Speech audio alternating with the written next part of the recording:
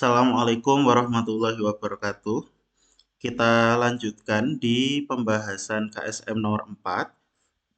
Nah, di situ diketahui dua Asmaul Husna disebut saling inverse. Nah, saling inverse itu artinya adalah berkebalikan gitu ya. Nah, jadi inverse itu arti lainnya adalah berkebalikan. Nah, berkebalikan. Nah, jika makna Asmaul Husna yang satu merupakan kebalikan. Jadi sudah dijelaskan di soal ternyata. Dari makna Asmaul Husna yang lainnya. Sebagai contoh, Al-Qabid yang maha menyempitkan. Nah, itu saling inverse dengan Al-Basit yang maha melapangkan. Nah, jika dari 99 Asmaul Husna diambil dua Asmaul Husna bersamaan secara acak. Nah, ketika di sini ada keterangan secara bersamaan dan secara acak, maka jelas kasus ini nanti menggunakan kombinatorika, terutama yang kita gunakan nanti adalah pada rumus kombinasi. Nah, gitu ya. Nah, kemudian maka peluang terambilnya dua Asmaul Husna yang dia itu saling inverse adalah sama dengan titik-titik. Nah, sebelum mengerjakan soal seperti ini, berarti kita harus tahu dulu data keseluruhan dari Asmaul Husna yang dia itu saling inverse atau berkebalikan. Nah, ini bisa kita buka datanya. Nah, jadi gini ya. Jadi ada beberapa daftar Asmaul Husna yang dia itu saling inverse. Yang pertama itu adalah Al-Qabid, maha menyempitkan, dia berkebalikan dengan Al-Basit ya, yang maha melapangkan. Al-Khafid merendahkan, Ar-Rafi meninggikan. Kemudian Al-Mu'is memuliakan, Al-Muzil menghinakan, Al-Muhyi menghidupkan, Al-Mumit mematikan, Al-Muqaddim mendahulukan, dan Al-Muakhir itu mengakhirkan. Al-Awwal itu berarti maha awal dan Al-Akhir adalah maha akhir. Ad-Dhahir bermakna Allah Maha Nyata, Al-Batin adalah Allah Maha Gaib. Nah, sehingga nanti dari sini ada sebanyak 7 Asmaul Husna yang dia itu saling inverse atau saling berkebalikan. Nah, kemudian anak-anak, data yang ada di sini ini adalah merupakan data yang Pak Ferdi cari gitu ya, dan ternyata memang hanya ada 7 gitu. Nanti kalau misalkan anak-anak mendapatkan data yang lainnya, nah anak-anak bisa menyesuaikan dengan data yang anak-anak dapatkan. Tapi untuk data yang fix itu di sini ada 7 data gitu ya.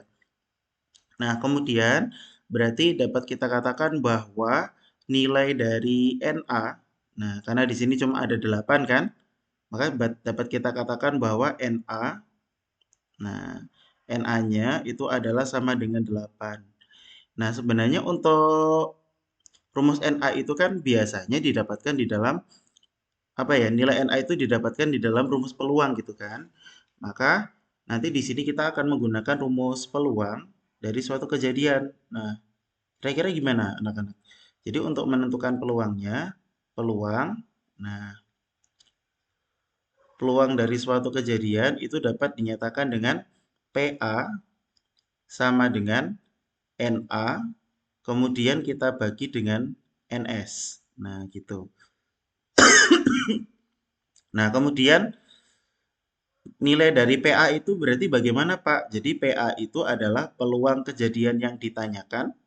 Nah, jadi nilai peluangnya atau peluang kejadian A. Nah, peluang kejadian A. Kemudian nilai dari NA itu adalah merupakan banyak kejadian A yang ditanyakan tadi. Nah, banyak kejadian A.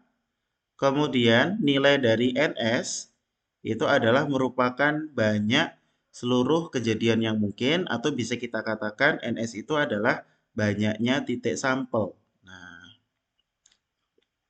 oke, banyak titik sampel. Nah, oke. Kemudian selain nanti kita menggunakan rumus peluang, rumus yang akan kita gunakan nanti adalah kita bisa menggunakan rumus dari kombinasi gitu ya. Karena kasus ini itu terjadi secara acak gitu. Nah, kombinasi itu digunakan untuk menentukan banyak cara melakukan sesuatu yang dia itu tidak memperhatikan urutan. Nah, untuk rumus kombinasi sendiri, nah kombinasi, nah itu dapat kita nyatakan dengan rumus N kombinasi R itu sama dengan N faktorial dibagi N dikurangi R faktorial, kita kalikan dengan R faktorial. Itu. Nah, kita bisa menggunakan rumus ini. Nah,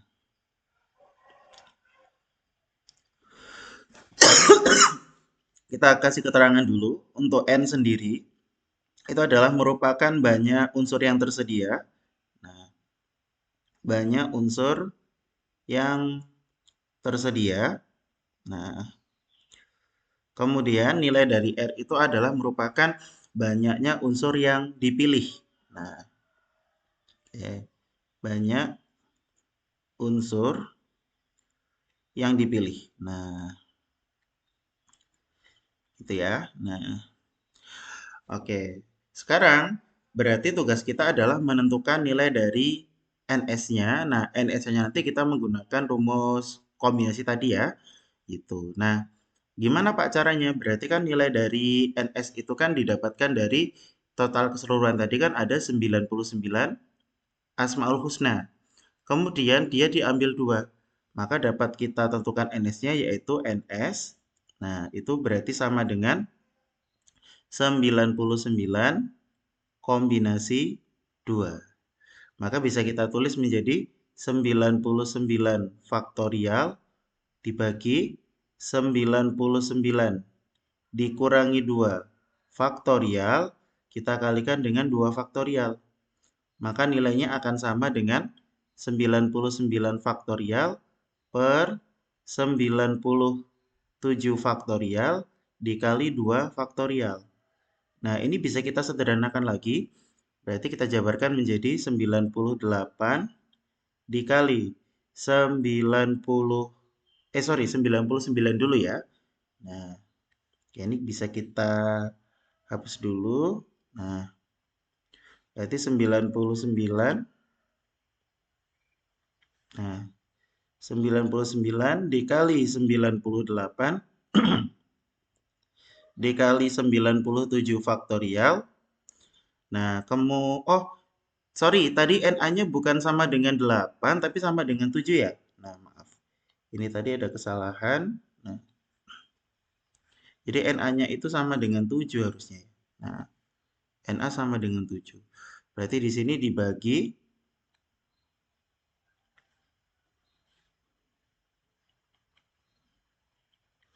Oke, ini kita bagi dengan 97 faktorial, kemudian 2 faktorial ini bisa kita jabarkan menjadi 2 dikali dengan 1. Nah, kalau sudah bagaimana? Nanti kita bisa melakukan kanselasi. Berarti 97 faktorial dicoret dengan 97 faktorial. Kemudian 98 dibagi 2 sama dengan 49. Kan gitu ya. Nah, selanjutnya berarti kita bisa mengalihkan 99 dikalikan dengan 49. Gitu. Nah, ini sementara bisa kita simpan dulu. Kalau sudah, berarti nanti di sini kita tinggal menghitung nilai dari peluang kejadiannya gitu ya. Untuk peluang kejadian A, itu tadi dapat dirumuskan dengan NA, kemudian kita bagi dengan NS. Nah, ini bisa kita tulis menjadi NA-nya tadi 7, dibagi NS-nya tadi kan 99, dikali 49. Nah, ternyata ada unsur yang bisa kita kanselasi atau kita coret. Nah, yang dikanselasi itu berarti yang 7 dibagi 7 sama dengan 1. Kemudian 49 dibagi dengan 7 itu sama dengan 7. Nah, sekarang sisanya tinggal kita hitung aja. Berarti kan nilainya menjadi 1 dibagi 99 kita kalikan dengan 7. 9 dikali 7 sama dengan 63. Ditulis 3 nyimpen 6 ya. Kemudian 9 dikali 7, 63. Kemudian 63 ditambah 6 adalah 69. Nah, sehingga nilainya menjadi 1/693. Gitu. Nah, sehingga kalau melihat dari setiap pilihan jawaban yang ada di sini, jawaban yang benar itu adalah pada opsi B. Jadi 1/693. Semoga penjelasan ini bisa dipahami ya anak-anak ya. Berikutnya, sekarang kita akan lanjutkan di nomor 5. Oke, seorang laki-laki wafat dan meninggalkan warisan uang tunai. Ahli waris laki-laki tersebut terdiri atas istri, kemudian ayah, ibu, dan 2 anak perempuan. Jika selisih warisan yang diterima istri dan ibu adalah sebesar 56.250.000, maka warisan uang yang diterima seorang anak perempuan adalah sebesar titik-titik. Nah, anak-anak kalau kita perhatikan di sini, berarti nanti kita harus tahu dulu bagian-bagian yang diterima oleh ahli waris tersebut gitu ya, karena ahli warisnya kan juga lumayan banyak ini ya, jadi kita harus tahu bagian-bagiannya begitu. Nah, gimana Pak caranya? Berarti sekarang kita coba data dulu. Nah, jadi untuk bagian-bagian ahli warisnya itu kan ini ada 1, 2, 3, 4 ya. Jadi kan ada 4 jenis. Nah, untuk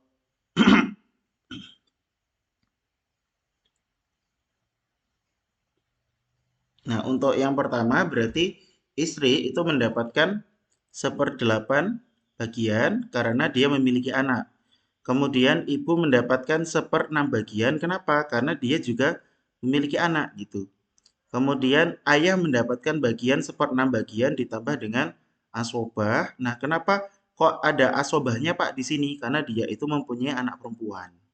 Nah, nanti sebenarnya untuk tabel-tabel bagian seperti ini, anak-anak nanti bisa lihat di tabel-tabel yang sudah ditetapkan itu biasanya di pelajaran fikih ini anak-anak ya. Jadi kalian bisa lihat di materi itu, insya Allah lengkap gitu. Jadi anak-anak tinggal ngikutin saja, atau mungkin tinggal mendownload di internet juga banyak kok. Ya, juga banyak gitu yang ada tabel-tabelnya seperti itu. Oke. Nah, dari sini berarti kita harus menghitung yang pertama itu adalah bagian-bagian setiap ahli warisnya dulu. Jadi kalau misalkan istri tadi itu kan bagiannya sudah jelas tuh ada 1/8, 1/6. Ini kan ada 1/6 sama 2/3 bagian. Nah, artinya berarti di sini kita akan mencari KPK dari 8, 6 sama 3 tadi gitu. Nah, kalau kita tentukan KPK-nya, berarti kan KPK-nya itu adalah sama dengan berapa anak-anak? Berarti kan 8, 6 sama 3 itu berarti KPK-nya adalah 24 ya. Nah,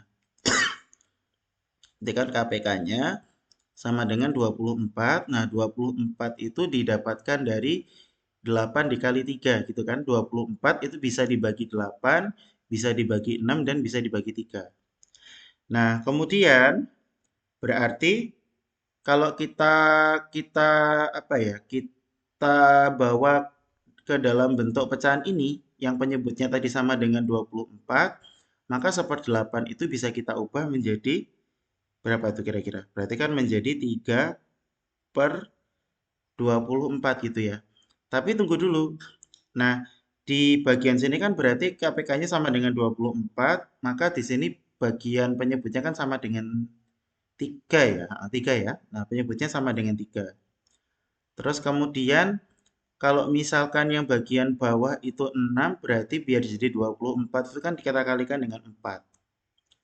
Lalu untuk 1/6 bagian ini berarti biar jadi 24, berarti kan 6 dikalikan dengan 4 juga ya. Berarti kan ini 4 pembilangnya nanti.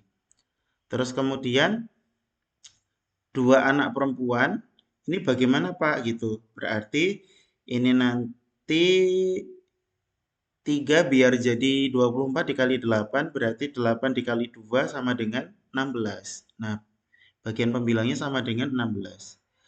Nah, kemudian kalau kita total, 4 tambah 3, 7, 7 tambah 4, 11, 11 tambah 16, kalau di total adalah sama dengan 27. Nah, ternyata melebihi dari ketentuan ini gitu kan. Karena di sini tadi harusnya kan sama dengan 24. Nah, kalau ternyata di sini kelebihan gitu, berarti bagaimana Pak? si ayahnya ini tidak jadi mendapatkan asobah gitu. Jadi asobahnya ini menjadi hilang gitu loh nak gitu. Jadi dia tidak mendapatkan sisa dari harta waris gitu karena di sini melebihi dari KPK-nya tadi. Begitu. Nah, terus berarti gimana Pak? Berarti nanti dari sini kita tinggal menentukan nah selisih warisan istri dan ibu nah lewat persamaan aljabar gitu. Nah, kita misalkan bahwa untuk harta yang ditinggalkan itu adalah sama dengan X gitu ya. Jadi misalkan oke, harta yang ditinggalkan oke, yang ditinggalkan itu sama dengan X. Nah, oke. Berarti tugas kita di sini adalah tinggal menghitung selisih warisan istri dan ibu, gitu kan? Kalau misalkan tadi sudah ketemu totalnya sama dengan 27, maka bagian dari si istri tadi menjadi 3/27 bagian. Nah, kemudian bagian dari ibu tadi berarti menjadi 4/27 bagian. Nah, kemudian bagian dari ayah tadi itu menjadi berapa? 4/27 bagian juga di sini. Jadi 4/27 bagian. Oke, kemudian untuk dua anak perempuan itu bagiannya menjadi 16/27 bagian. Oke. Terus kemudian untuk menentukan selisih warisan istri dan ibu. Nah, oke, selisih warisan istri dan ibu tadi kan diketahui. Nah, kalau dari soal sih, ini bilangannya adalah sama dengan 56.250.000. Nah, 56.250.000. Berarti karena kita menghitung selisih warisannya, dan tadi harta yang ditinggalkan itu adalah dimisalkan sama dengan X, ini maka bisa kita tulis menjadi kan kalau dilihat tuh yang paling banyak adalah warisan dari si ibu ya. Berarti kan nanti menjadi ibu dikurangi istri itu sama dengan 56.250. Sorry, 56.250.000. Nah, berarti nilainya menjadi 4/27 X ya dikali dengan X dikurangi 3/27 X sama dengan 56.250.000. Nah, karena di sini penyebutnya sama, maka bisa kita gabung jadi satu. Maka nilainya menjadi 4X dikurangi 3X per 27 sama dengan 56.250.000. Nah, berarti bisa kita hitung menjadi 4X dikurangi 3X itu sama dengan X, berarti menjadi X per 27 sama dengan 56.250.000. Berarti nanti dari sini prosesnya bisa kita kalikan silang. 27 kita kalikan silang dengan 56.250.000. Berarti kan X sama dengan, bisa kita hitung, berarti berapa tuh? 56.250.000 dikalikan 27. Nanti kalau kita hitung, hasilnya akan ketemu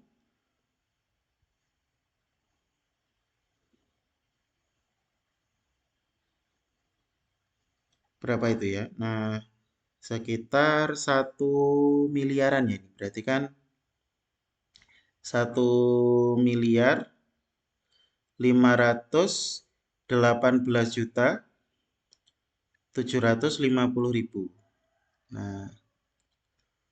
Nah, ini berarti adalah total dari harta yang ditinggalkan.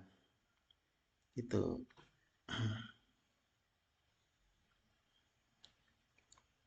Nah, kemudian kalau di sini kita sudah mendapatkan nilai dari X-nya, berarti tugas kita nanti adalah menentukan bagian dari masing-masing anak perempuan gitu ya. Kan karena yang ditanyakan kan cuma seorang anak perempuan gitu kan. Nah, untuk bagian masing-masing anak perempuan, nah Oke, bagian masing-masing anak perempuan itu bisa kita hitung kalau misalkan dua orang saja 16 per 27 bagian, berarti kan satu orangnya itu 16 dibagi 2 kan sama dengan 8. Berarti nilainya jadi 8 per 27 bagian. Nah, jadi bisa kita hitung menjadi 8 per 27 dikali total harta yang ditinggalkan tadi. Sebenarnya kalau misalkan anak-anak tidak hitung dulu tadi juga tidak apa-apa loh. Berarti nanti kan X-nya nanti dalam bentuk perkalian itu juga boleh ya. Karena nanti mungkin bisa kita coret dengan 27. Berarti bisa kita tulis menjadi 27 dikali 56.250.000. Nah, mungkin ini bakal lebih enak karena nanti nyoretnya juga enak. Kalau kita ubah menjadi seperti ini, berarti menjadi 27 dikali 56.250.000. Nah, otomatis berarti yang bisa kita coret kan yang 27-nya gitu. Kalau 27-nya kita coret, nah berarti kan sisanya tinggal dikalikan aja ya. Berarti 8 kita kalikan dengan 56.250.000. Sehingga nanti didapatkan bagian dari masing-masing seorang anak perempuan itu menjadi 450 juta. Nah, itu ya. Sehingga kalau melihat dari pilihan jawabannya tepat itu adalah pilihan C. Oke, semoga pembahasan video ini bisa dipahami ya, gitu. Nanti kalau misal ada yang ditanyakan, bisa ditanyakan ke saya via Japri. Terima kasih. Wassalamualaikum warahmatullahi wabarakatuh.